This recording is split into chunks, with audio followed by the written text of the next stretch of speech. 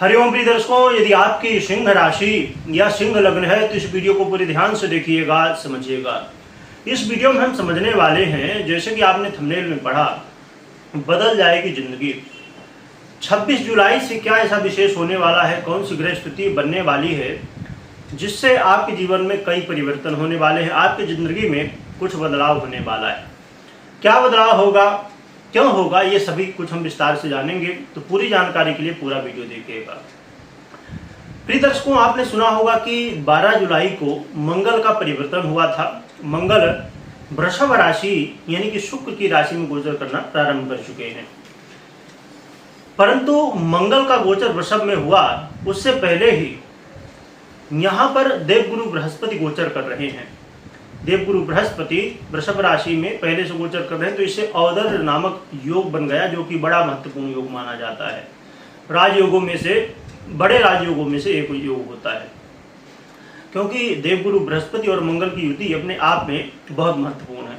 और हम जानने वाले हैं कि कौन सी डेट है, क्या है, इसे जरूर समझिएगा। फिर क्या फल होगा उसे समझिए, क्योंकि इसे यदि आप नहीं समझेंगे, पहले सोचेंगे सीधे फल क्या, उसको हम आगे बढ़ा के देखें, वो चीज़ें फिर क्लियर नहीं हो पाएंगी। इसलिए पूरा बिना स्क्रिप्ट किए देखिएगा।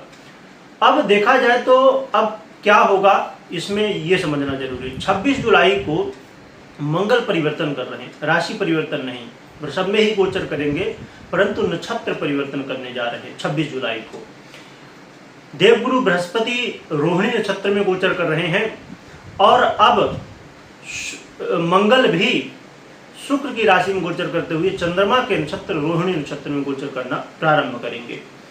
तो 26 जुलाई से लेके 15 अगस्त लगभग ये 20 से 21 दिन का समय है।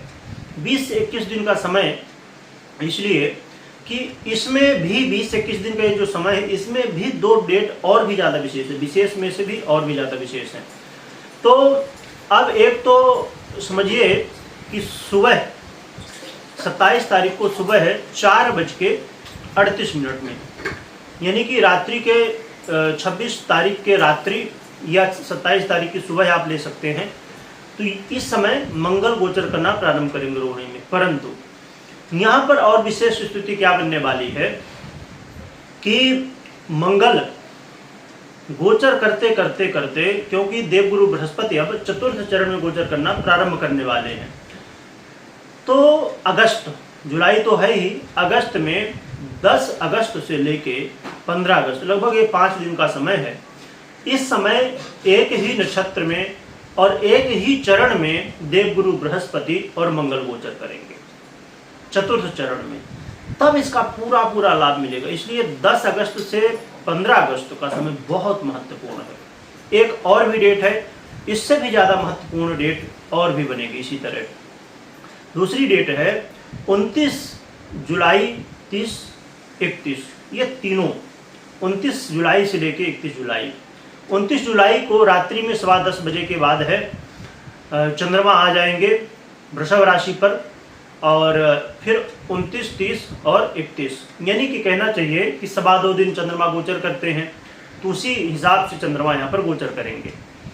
खासकर मान लें तो 30 और 31 तारीख बड़ी, अब देखिए रात में क्या है कि रात में तो 10:15 बन जाएंगे, तो इसे लोग, कुछ लोग काम करते हैं, ऐसा नहीं कि नहीं करते, पर बहुत कम लोगों का काम होता है। परंतु 30 और 31 सबसे बड़ा महत्वपूर्ण होगा। अब इसका फल क्या होगा ये समझते हैं। आप डेट जरूर ध्यान रखिएगा, ये तीनों डेट, एक तो 26 से 15 अगस्त, फिर 29, 30, 31, उधर 10 से 15 अगस्त, ये चीज़ें। अब देखा जाए तो आपके लिए बड़े महत्वपूर्ण क्यों है, क्योंकि मंगल का ये जो परिवर्तन है ये आपके कर्म भाव में यानी कि कार्य क्षेत्र में हुआ है, और हैं आपके भाग्य से हैं, इसलिए भी बड़ा महत्वपूर्ण है। और देवगुरु बृहस्पति आपके पंचमें से हैं, तो ये बड़ी महत्वपूर्ण स्थिति बनती है आपके जीवन में। यदि आप जॉब के लिए परेशान थे, इंटरव्यू दे दे के आप परेशान हो चुके थे क्योंकि लॉकडाउन में बहुत सारे लोगों के जीवन में ऐसी स्थितियाँ बनी कि जॉब छूट गए या व्यापार था वो बंद हो गया, ऐसी बहुत सारी समस्याएं जीवन में। तो यदि आप जॉब से हैं किसी भी, या पहली बार आप प्रयास कर रहे हैं या आपका जॉब छूट गया था तो प्रयास कर रहे हैं, तो ये समय होगा जिसमें आपको सफलताएं मिल सकती हैं। और जो पहले से जॉब कर रहे हैं और कुछ अच्छा चाहते हैं जॉब में, यानी कि सैलरी बढ़वाना चाहते हैं, परिवर्तन चाहते हैं, तो इसके लिए आप प्रयास कर सकते हैं। आप चाहते प्रमोशन हो जाए, आपकी सैलरी बढ़ जाए, या कुछ चेंज करना चाहते हैं जॉब में, तो यानी कहना चाहिए कि कोई पॉजिटिव बदलाव आपके जॉब में होने की संभावनाएं दिखाई दे रही हैं। तो इस समय प्रयास करिए। साथ में यहाँ पर यह भाव पिता का भी भाव माना जाता है। वैसे पिता के कारक विशेष रूप से शुभ माने जाते हैं, परंतु जब भाव से संबंधित स्थितियाँ बेहतर होती हैं तो वहाँ भी हर एक क्षेत्र में जो भी वहाँ से कारक तत्व जुड़ा होता है उस पर भी प्रभाव कहीं ना कहीं देखा जाता है। तो पिता के साथ बेहतर स्थितियाँ होंगी, अनमन था या कोई कलह का माहौल था वो दूर होगा। साथ में आपके मान सम्मान में वृद्धि बढ़ेगी, क्योंकि कार्य क्षेत्र में आप अच्छा प्रदर्शन कर पाएंगे। अपने करियर में जॉब जो कर रहे हैं वहाँ अच्छा प्रदर्शन आप कर पाएंगे। साथ में देखा जाए तो आपके जीवन में यदि मानसिक तनाव बहुत ज़्यादा था उसमें कमी आएगी। हाँ, इस समय थोड़ा क्रोध बढ़ सकता है, तो क्रोध में आपको कंट्रोल रखना है। बाकी वैसे नॉर्मली भी देखें तो सिंह राशि के लोग हृदय से, मतलब अंदर से बहुत अच्छे होते हैं, बहुत दयालु स्वभाव के होते हैं, परंतु बाहर से बहुत कड़क होते हैं। ऐसा इनका स्वभाव ही होता है। पर लोग अंदर का तो जानते नहीं, बाहर से ही देखते हैं, है ना। तो लोगों को लगता है कि बड़े आप क्रोधी स्वभाव के हैं, परंतु जो व्यक्ति आपसे जुड़ जाता है वो आपको पहचानने लगता है कि हाँ, आप बहुत अच्छे इंसान हैं। तो इसीलिए इस समय और भी ज़्यादा लोगों को लग सकता है कि नहीं, आप ज़्यादा क्रोध करते हो, ज़्यादा आप दबाव बना रहे हो किसी के ऊपर। बस इस चीज़ का ध्यान रखना, बाकी ये परिवर्तन बहुत श्रेष्ठ है। और क्या लाभ मिल सकता है, यदि आपका सपना था कि मेरा खुद का घर हो, मुझे ज़मीन लेना है, मुझे फ्लैट लेना है ना, यानी कि प्रॉपर्टी से संबंधित कोई भी काम आपका है, आप लेना चाहते हैं, या कोई प्रॉपर्टी से संबंधित काम रुका हुआ है ना। अब समझिए कि आप प्रॉपर्टी लेना चाहते हैं, उसके लिए लोन के लिए प्रयास कर रहे हैं, नहीं हो पा रहा है, परंतु ये समय होगा जिसमें हो सकता है। आप प्रॉपर्टी का लोन चुका नहीं पा रहे हैं, कोई रास्ता नहीं मिल रहा है, इस समय प्रयास करिए, कोई रास्ता मिल जाएगा। अब ये नहीं समझना है, मैं कई बार बता चुका हूँ, क्योंकि कुछ लोग कन्फ्यूजन में रहते हैं कि भाई अब 26 जुलाई से लेके 15 अगस्त के बीच में मेरा 50 लाख का लोन था वो ख़त्म हो जाएगा। ऐसा नहीं होता है। आपको कोई रास्ता, कोई ना कोई तरीका मिलता है, दिमाग में कोई आइडिया आएगा, कोई सोर्स मिल जाएगा, जिससे धीरे धीरे चीज़ें वो सॉल्व होती जाएंगी, जो समस्या है वो सॉल्व होती जाएगी। तो इसका मतलब अब यही कन्फ्यूजन हुआ करता है कि कुछ लोग सोचते हैं कि जैसा बताया वैसा हुआ नहीं, आपको कोई ना कोई रास्ता अवश्य मिला होगा उससे संबंधित, या तो फिर ग्रह स्थितियाँ आपकी जन्म कुंडली की ठीक नहीं है तो फिर आपको रास्ता नहीं मिलता है। तो ये चीज़ें होने वाली हैं। साथ में जो लोग इन्वेस्टमेंट करते हैं शेयर मार्केट इत्यादि में, वहाँ पर लाभ मिलने की संभावनाएं, और साथ में जो संतान के प्रति आपकी चिंता थी वो दूर होगी, और विद्यार्थियों के लिए भी स्थितियाँ बेहतर होंगी। आप बड़े जोश के साथ इस समय पढ़ाई करने वाले हैं।